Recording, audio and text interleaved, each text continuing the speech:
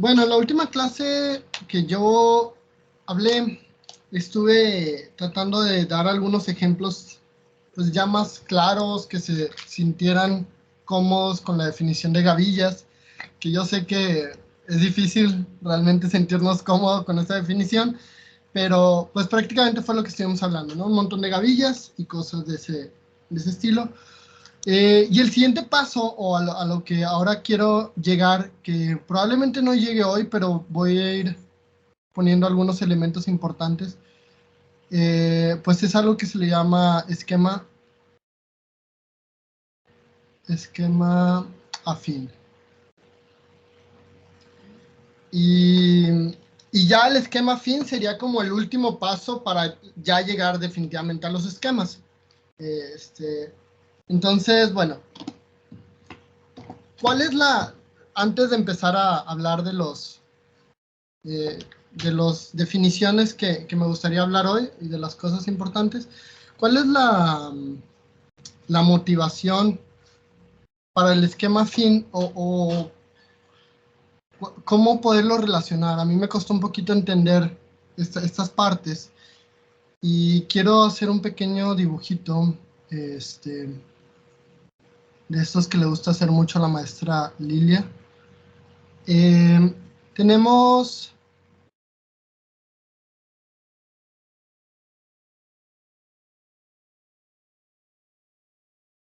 Ya, bueno, la mayoría, creo que nada más aquí está Marco, que Marco no ha llevado la clase de geometría algebraica con la doctora Lili, pero los que ya llevamos la clase con la doctora, pues hablamos o estuvimos viendo que había una correspondencia, ¿sí? Una relación directa, una biyección entre las variedades afines y ideales que fueran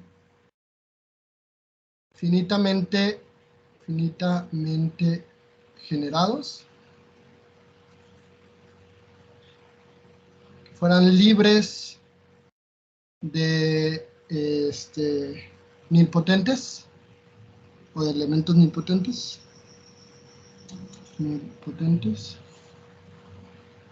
y que fueran pues anillos algebraicamente cerrados, ¿no?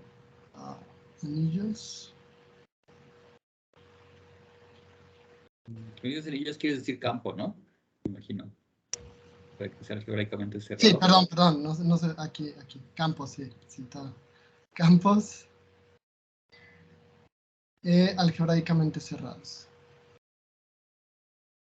Entonces, esa es una de las primeras como cosas ya interesantes que empezamos a ver en geometría algebraica, y donde pues nos damos cuenta que, o sea, haciendo un poquito de énfasis en que esta es la parte geométrica, y esta es la parte algebraica. Entonces, como que nuestra forma de ver es, primero empezamos con una variedad afín y vemos cómo o sea, qué le corresponde a esta variedad afín dentro del álgebra.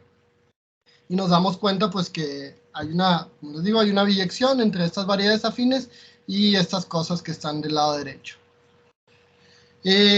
Pero algo que notamos es que lo que está del lado derecho es como un poquito, o sea, tiene muchas condiciones, está un poquito restringido. Entonces, una idea es pensar un poquito al revés, pues buscar también una correspondencia, una biyección, pero ahora quiero tratarlo de hacer de forma un poquito más general y pues abarcar a cualquier anillo, ahora sí, conmutativo. Con unidad, ¿verdad? Con unidad. O sea, si yo tomo cualquier anillo conmutativo, entonces, ¿qué objeto geométrico le pertenecería o cuál sería aquí la relación? Y pues resulta que estos objetos serían los esquemas afines.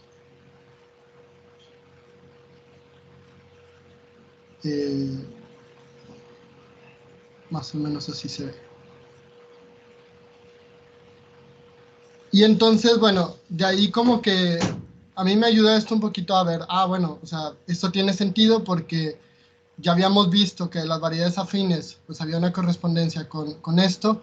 Pues, ¿qué pasa? Como siempre, si tratamos de hacerlo un poquito más general, si no restringimos, pues ahora como, o sea, habíamos hecho de aquí para acá, pues ahora lo que tratamos de buscar es de aquí para acá.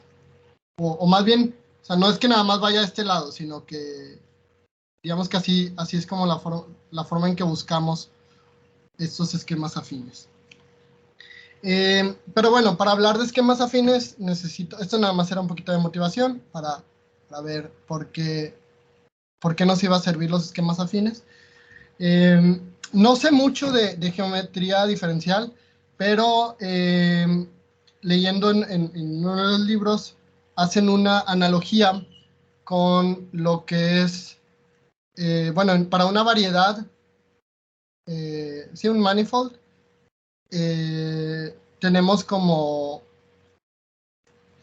un isomorfo, bueno, sí, que tiene que ser isomorfo a, bolas, sí, bolas abiertas en Rn, si no me equivoco, ¿verdad? Algo similar es lo que viene haciendo el esquema fin a la hora de tratar de ver las variedades. Pero bueno, no me voy a meter con esa parte porque no sé mucho de geometría diferencial. Entonces, bueno, vamos a recordar algunas cosas de las que había hablado. No sé por qué no se hace para abajo.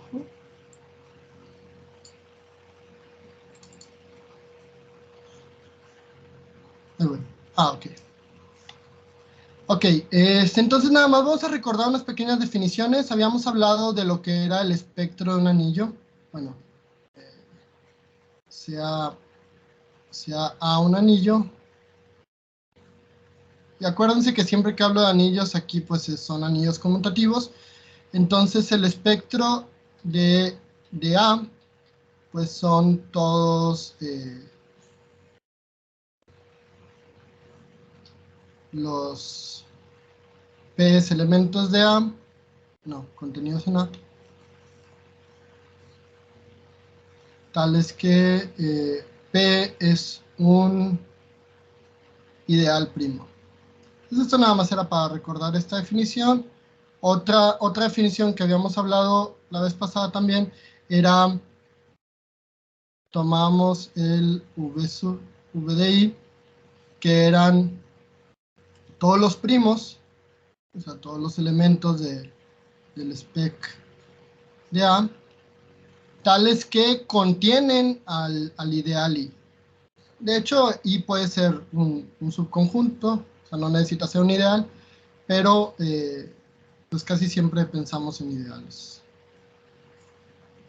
Entonces, ya habíamos hablado de estas dos cosas en particular. No sé por qué no puedo darle para abajo sin tener que rayar. Okay. Entonces, habíamos hablado de estos dos objetos, el espectro de A y estas cosas, que resultaba que estos de aquí iban a ser los cerrados de una topología que le llamamos topología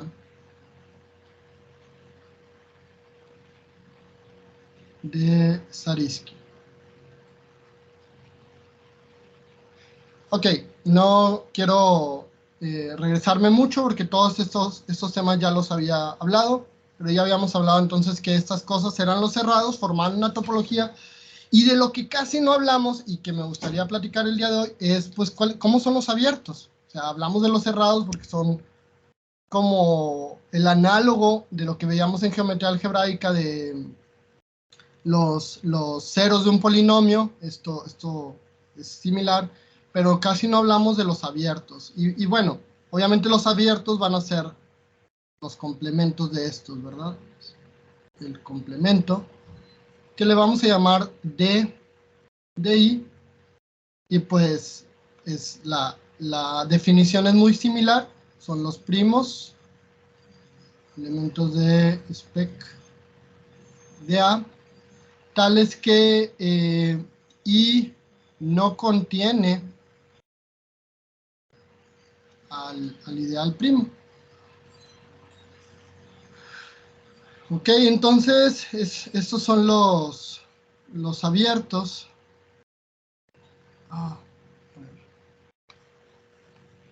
Denme un segundo porque es como la primera vez que uso este. Y tiene que haber una forma más sencilla de poder bajar y subir.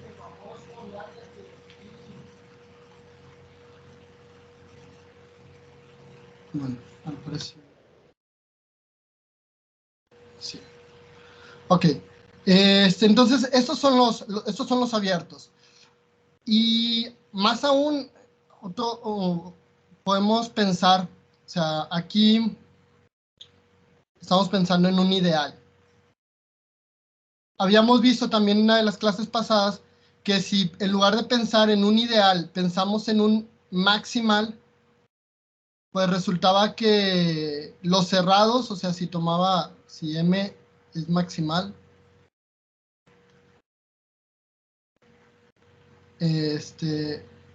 entonces V de M, pues era justamente M, ¿no? Sí.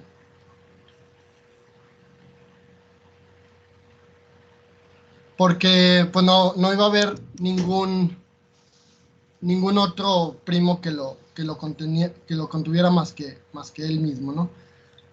Pero en los complementos, o sea, cuando pensamos en los abiertos, como que no nos importa pensar en el más grande, porque de por sí ya los abiertos son muy grandes en esta nueva topología. Nada más para pensar un poquito, o sea, una forma en que yo me los imagino que son muy grandes. Cuando lo hacíamos o sea, un cerrado de estos, cuando lo hacíamos como los ceros de un polinomio, pues si pensábamos en que este era un polinomio, esto era un v para alguna función, pues todo el complemento es todo lo que queda, ¿no? Pues de R2, ¿no? Entonces sí se ve que es como bastante grande. Por eso digo que los abiertos en esta topología son muy grandes. Entonces como que lo que nos importa no es irnos al mayor, sino tal vez fijarnos en el menor. Y resulta que los que son de mucha importancia son estos DFs. Bueno, voy a escribir, sea F, elemento de, ¿cómo se llama mi anillo? A. Pues entonces DF o sea, tiene la misma definición, o la definición es muy similar. Todos los primos, tales que en el espectro de A, tales que F no es elemento de este primo. Y resulta ser que estos abiertos forman una base. Resulta ser que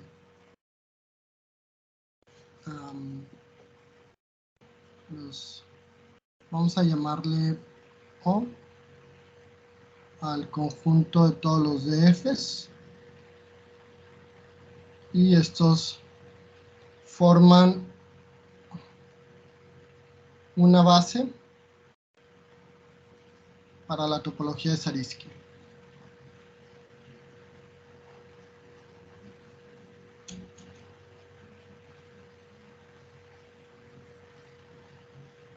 ¿Hasta aquí alguna duda? Pues nada más he recordado un poquito los conceptos. Si hablamos del espectro de un anillo, estos cerrados, la topología de Zariski, y ahora quería enfocarme un poquito en los abiertos, porque van a tomar pues una importancia más adelante. También quiero, antes de seguir con esto, vamos a hablar de una proposición que dice que si déjenme nada más sacar mis apuntes.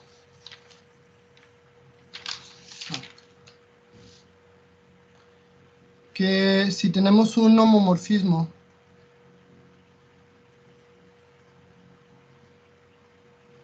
phi que va de pues el anillo A al anillo B. Esto es un homomorfismo de anillos.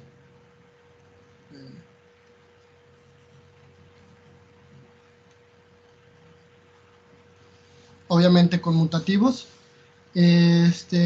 Entonces este homomorfismo induce el mapeo, que le vamos a llamar phi y una chiquita arriba, que va del spec de B al spec de A. Y lo que hace, pues, es lo que, como que de manera intuitiva deberíamos de pensar. Acuérdense que si tomo, o sea, si yo quiero que vaya de los ideales primos en B a los ideales en A, y yo tengo un homomorfismo que va de A a B, sabemos que la imagen inversa de un ideal primo es un ideal primo. Entonces, pues eso es lo que prácticamente vamos a utilizar, ¿no? Que si tomo un primo un ideal primo en B, pues simplemente le voy a usar la imagen inversa. Ahora este mapeo nos va a ayudar con muchas cosas, y este mapeo resulta ser continuo, aparte. Donde esta A pequeña al inicio me causaba un poquito de ruido porque creí que era como de algún elemento, pero simplemente es la A por ¿cuál era la palabra que usaban en inglés? Asociado, como el mapeo asociado, ¿no? Entonces nada tiene que ver con algún elemento, es simplemente phi de A, es el phi asociado, es continuo en la topología de Zariski.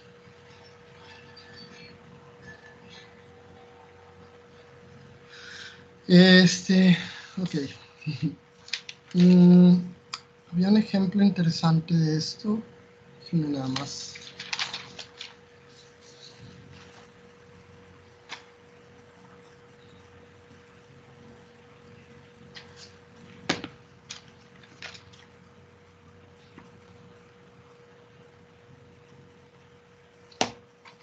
Ok. Bueno, este mapeo es continuo. La forma de mostrarlo es simplemente tomar un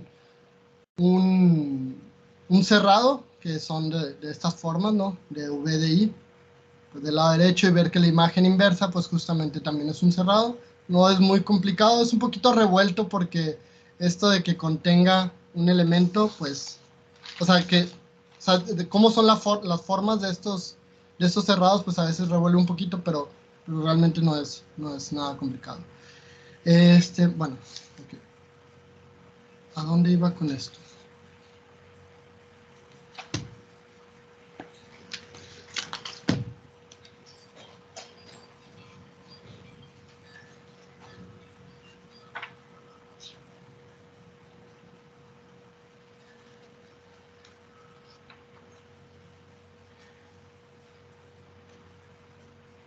Ahí voy, perdón, un segundo.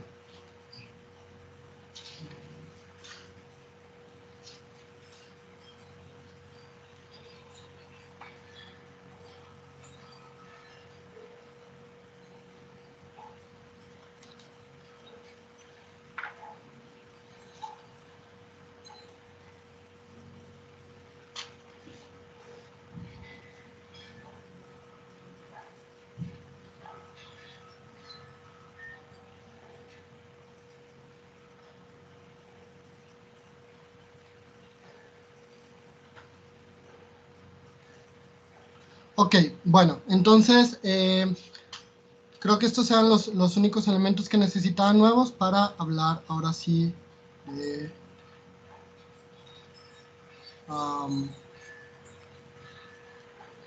la gavilla estructural.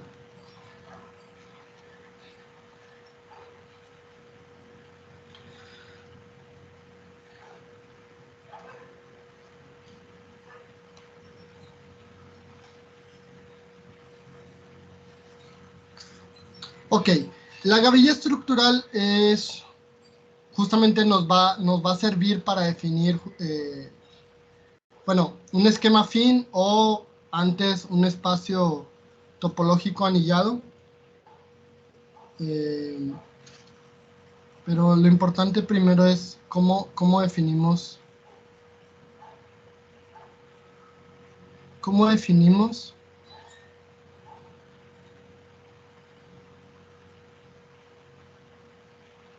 la gavilla.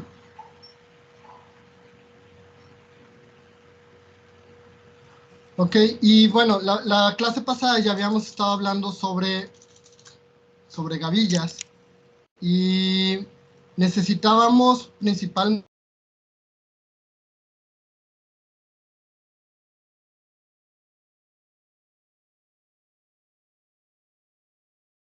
¿No te escuchó?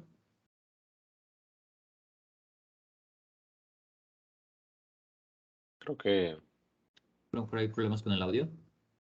que se le fue el internet.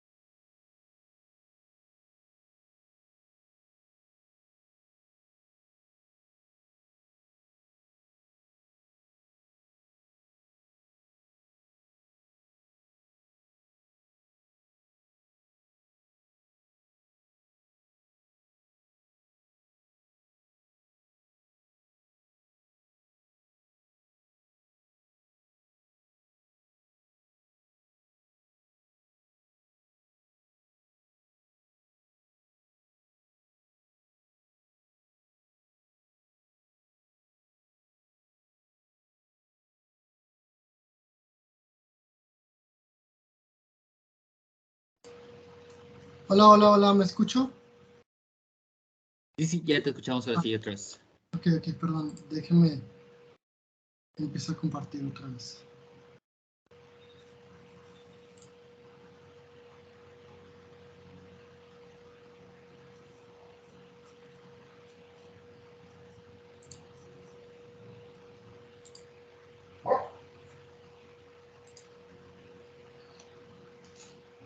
Ok, ya, una disculpa por esta pequeña interrupción. Entonces, lo que le estaba comentando es cómo formamos la gavilla estructural, porque esta gavilla es como, pues es la base para los esquemas afines. Y, bueno, algo que se me olvidó ahorita hablar era un poquito sobre notación, algo de bueno, no es precisamente notación, pero vamos a hacer un pequeño paréntesis aquí. ¿Se ve muy delgadita? No, se ve bien. Nosotros podemos asociar, o sea, si tomamos un elemento del spec de A, podemos asociarle siempre, pues, un campo, porque, pues, este es un ideal primo. Entonces podemos asociarle el campo de fracciones simplemente haciendo, pues, A módulo X. Y normalmente, bueno, lo llamamos como K de X. Entonces como que tenemos una especie de, o sea, podemos asociar a cada elemento aquí del spec de A, pues un campo de fracciones. Y vamos a llamarle, vamos a decir que para sea F elemento de A, pues F de X es la imagen de F bajo el isomorfismo, bajo el homomorfismo. Ahí bajo.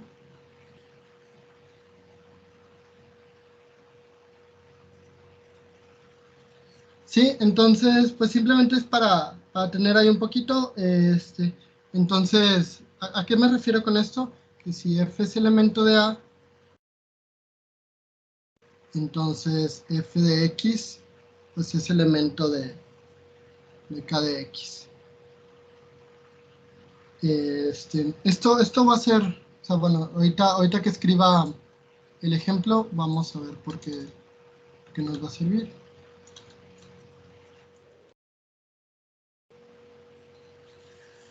Y ahora sí, regresando con cómo hacer la gavilla estructural. Primero vamos a partir como de un caso particular, o vamos a ver cómo podríamos hacerla. Entonces vamos a pensar en X como, o sea, acuérdense que para toda gavilla pues necesitamos un espacio topológico. Entonces vamos a tomar este espacio topológico como el espectro de A. Y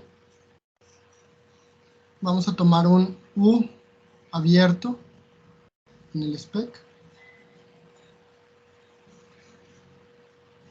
Y vamos a denotemos por O de U como los elementos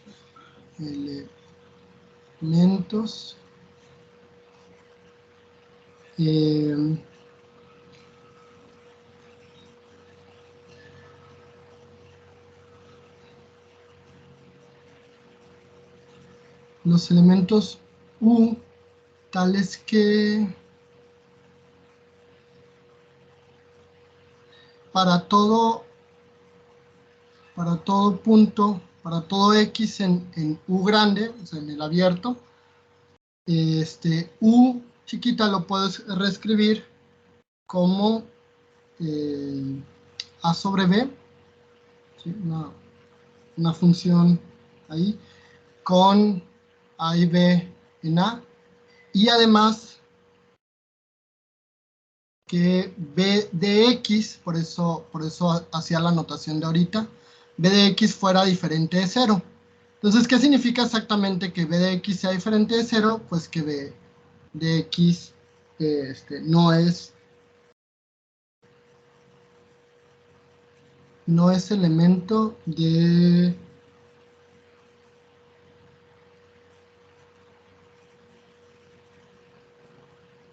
no es elemento del ideal primo, ¿no? Aquí tomamos el ideal primo X, sí, no es elemento de X. Ok, nada más déjenme ver si se ve. Ok, entonces vamos a denotar este anillo como los elementos que podamos reescribir como fracciones A sobre B, y tales que bajo el homomorfismo que habíamos descrito acá arriba sea diferente de 0. ¿Okay? Y pues esto podemos notarlo pues que es un anillo, o sea, ya lo dije ahorita, pero O de U es un anillo. Y además cumple, o sea, podemos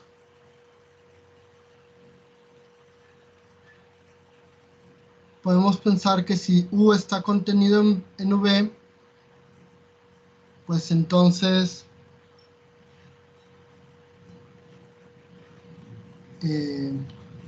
podemos hacer esta comparación.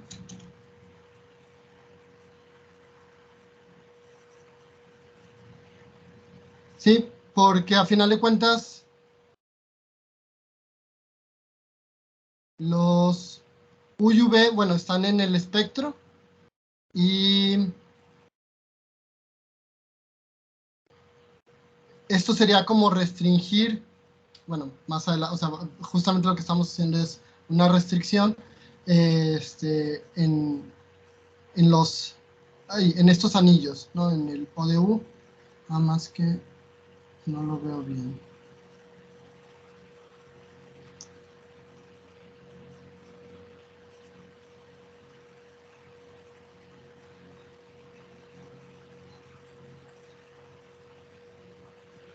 Ok, bueno, si me lo permiten, se me hace que hasta aquí me gustaría quedarme el día de hoy porque lo que sigue todavía no lo tengo tan bien avanzado y no quisiera empezar a decir mentiras. Entonces, me gustaría como hasta aquí dejar el avance para poder terminar bien el ejemplo para la siguiente clase. Ok, muy bien. La siguiente, ¿te refieres a la siguiente semana o la siguiente semana, más bien seguiría Jordi, que creo que sería el otro No, candidato? para yo continuar la siguiente semana, nada más que Sí, muy bien. quiero tener un poquito más firme esta parte. Ok, excelente, muy bien. Entonces, quedamos contigo para pues para la siguiente semana. Claro. Ok, muy bien. Entonces, vamos a detener la grabación y